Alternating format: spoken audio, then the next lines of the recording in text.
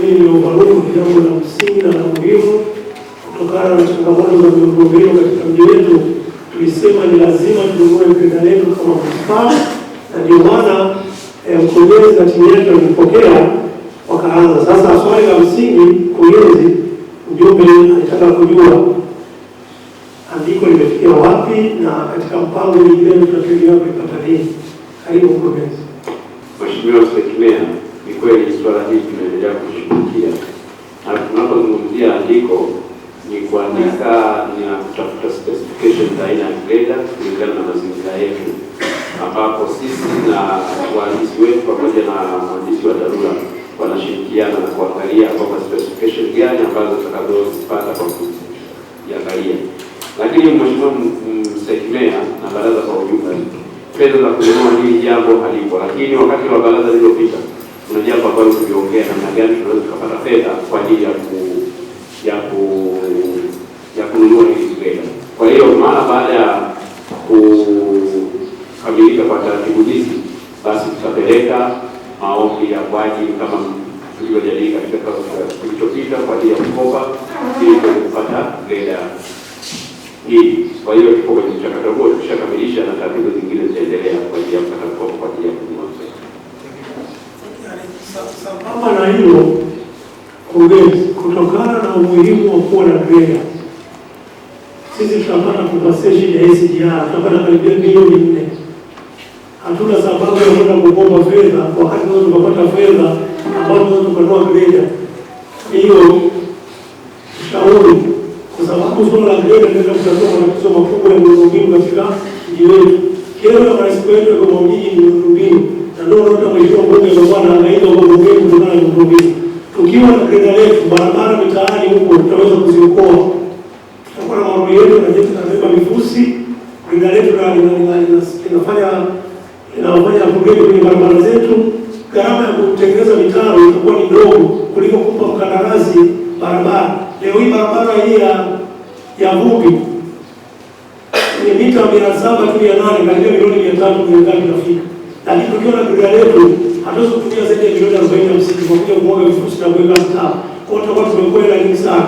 Na hiyo greda pia inaweza ikafanya kazi tukalikodisha kwa sababu ndani ya milioni 1. Sasa nikifanya kazi siku 10, sio milioni 10, sitaenda kusaidia hata kujenga matundu ya vyoo. Kwa hiyo kwenye swala la greda, mkurugenzi, tutakapopata fedha za SGR tutaangalia vile vitu muhimu. Kwa mfano swala la kituo cha afya kwa ni lazima tutarudisha ile wananchi waweze kupata ile huduma. Lakini vile miradi chuma godown ni bora tununue greda kuliko kuwa na godown ambao wanaweza kuwa na faida kubwa kama wanasema. Asante. Mheshimiwa Mwenyekiti, pamoja na majibu ya mkurugenzi, mimi naomba tusaidiane sisi wote.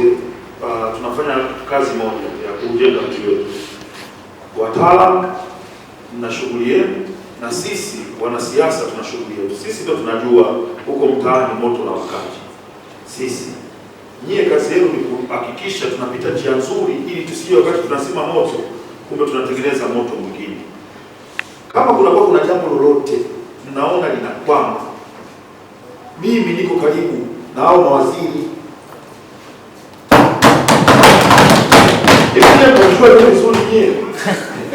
Mimi niko nao. Una barua imeenda TAMISEMI imekaa wiki nzima haijajibiwa, si uniambie. Mimi ndio waziri niko naye pale, utamwambia mheshimiwa, kuna barua yetu kwako. Mkikaa kimya mnatukwamisha sisi. Na mkitukwamisha sisi, mimi sijui. Kwa mimi naona nyie ndio mmetengeneza delay. Kumbe delay imetengenezwa na wizarani. Mimi nataka niwaambie ukweli, madiwani wenzangu, au tunakuwa madiwani. Kazi tulopewa na chama hichi cha Mapinduzi ni kazi ya kujenga heshima ya chama katika nchi. Tukifanya makosa kidogo tu tutajikuta 2030 tunakuwa kuna wakati mgumu sana wa kufanya siasa katika nchi. Kwa ni lazima, hasa hii miradi ambayo inawagusa wananchi moja kwa moja, ni lazima tuweke mkazo kwa nguvu zetu zote. ili tupate heshima kama sisi ambao tumechaguliwa na wananchi, lakini tumpe heshima rais wetu ambaye ndio mwenyekiti wetu wa chama. Lazima miradi yote, yaani hapa mimi singine zote nitakuwa nakuta nikikuta kuna mradi wa wananchi tutakuwa tunasimama tena. Kwa Mheshimiwa Mstahiki Meya, mkurugenzi, uzuri unanipigia mimi muda wote napokea simu.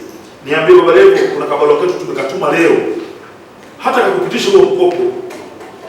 Tumetuma kabarua kwa kupitisha, tunataka kibali cha kukopa. Sasa tunaomba ukimbizane. Na mtakimbizana leo faidi kule ndani.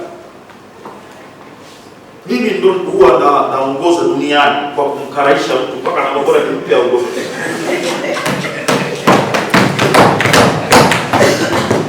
Kwa hiyo kivyovyote vile, kama kuna jambo ambalo mmeshalipeleka mbele, msikae kimya. Niambie Baba Levo, kuna 1, 2, 3, mimi nitakimbizana nalo.